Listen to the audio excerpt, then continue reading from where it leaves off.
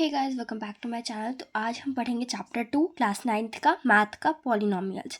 इसमें तुम्हें कुछ इंट्रो देने वाली हूँ मैं, फिर अगली वीडियो से हम एक्सरसाइज करेंगे।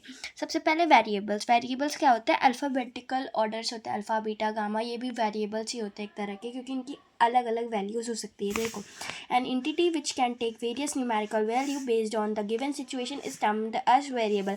एक्स वाई जेड इनकी कोई कांस्टेंट वैल्यू नहीं होती है ना, ये सिचुएशन पे डिपेंड करता है कि इनकी मतलब सिचुएशन पर डिपेंड करता है कि इनकी वैल्यू क्या आएगी। ठीक है, कांस्टेंट क्या होता है? An entity having a fixed numerical value is called a constant, यानी 1 2 3 4 5 6 इनकी फिक्स वैल्यू होती है ना, 1 2 3 4 5 6। इसलिए अलजेब्रिक एक्सप्रेशन क्या होता है? Combination of constant and variable connected with plus minus x multiply and divide signs as known as algebraic expression, यानी 2x plus 3y is equal to 4।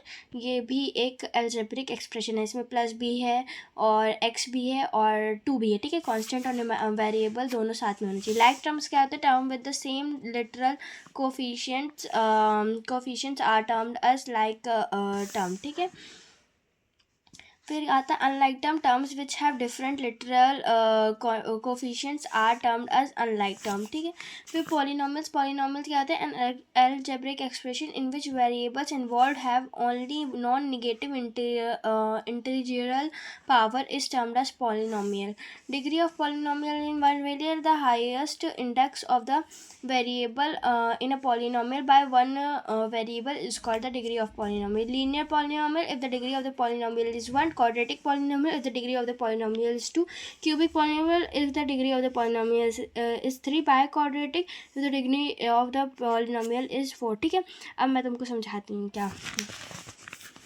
सबसे पहले पॉलिनोमियल तो तुम्हें समझ में ही आ गया होगा किसे कहते हैं, है ना। ठीक है, involve non negative integral power होती है। ठीक है, डिग्री ऑफ पॉलिनोमियल क्या होता है? ये जो क्वेश्चन तुम्हें दिख रहा है ये वाला, वाई स्क्वायर प्लस रूट 2, इसमें वाई की पावर जो 2 है ना, ये 2 क्या होगी? डिग्री ऑफ पॉलिनोमियल होगी। ठीक है, यहाँ पे एक्स की पावर 10, वाई की पावर 3 और टी की पावर 30, तो 30 जो है वो डिग्री ऑफ पॉलिनोमियल होगी, यानी जिसकी हाईएस्ट वैल्यू होगी पावर की उसे डिग्री ऑफ पॉलिनोमियल कहेंगे। ठीक है, फिर उसके बाद